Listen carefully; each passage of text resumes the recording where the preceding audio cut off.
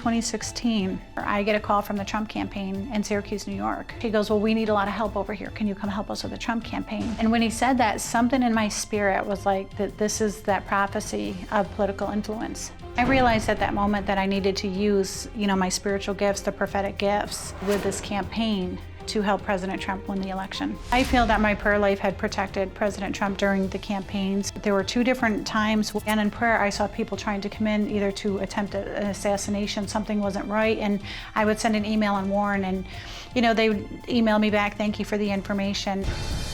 I have a gift of prophecy. You hear the voice of God to speak to people, but I will oversee conversations. I have a lot of visions, I have a lot of dreams. I see visions with my eyes open, my eyes closed. The way this gift works best is I will post on Facebook or Twitter what the Lord is showing me. Normally world leaders, other people are seeing that and making decisions to try to intercept the evil I'm seeing coming. I close my eyes, and the minute I do, it's like a light show. I will start seeing one image after another.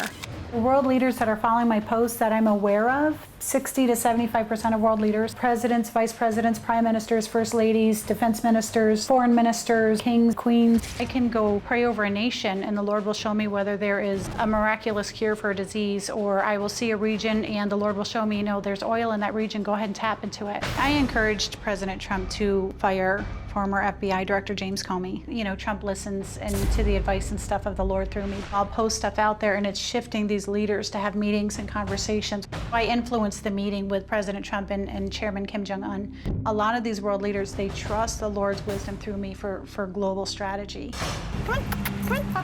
I was behind the Iran nuclear deal staying in place.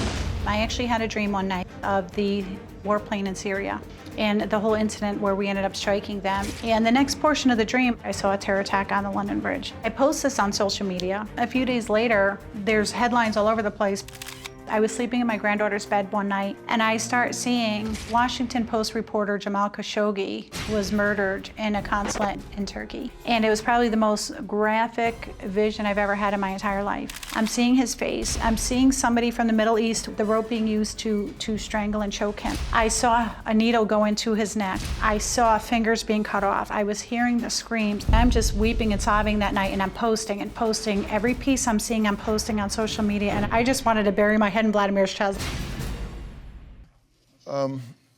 Nick, I get the feeling you're hearing some of this for the first time. Yeah. What? It's disturbing.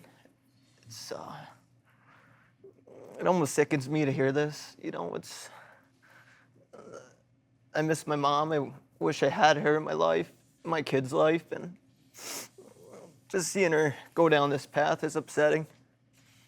You miss me, but you didn't have me at your wedding, and you had my sister I didn't talk to since 2012 perform your wedding ceremony. That's how much you miss me. I'm not invited to your wedding. You miss me. You've been invited to everything. I was never invited, no. You have been invited to everything. And apologized to you. I You choose not to come, and you choose not to be a part of anything. No, because you guys had taken away my position as mom. I am still your mother. Shouldn't you be blessed that there's more than one mother to love your children and take care of your children? But the bottom line is you guys have put so many people in my place in your life. You pushed me out, whether it's my sister, your stepmom, all these other people. I can't help the gifts You're jealous if we talk to anyone else. It's not that. Yes, it is. If we don't go to you, you get upset. You don't include me. We used to be close. You guys pulled away from the Lord. I didn't. Your son is down here and obviously in pain about this, and you have no reaction to that whatsoever. Well, I'm bothered by that. He's telling you that he is disturbed by what he's seeing. He misses his mother, and your reaction is to be a right fighter.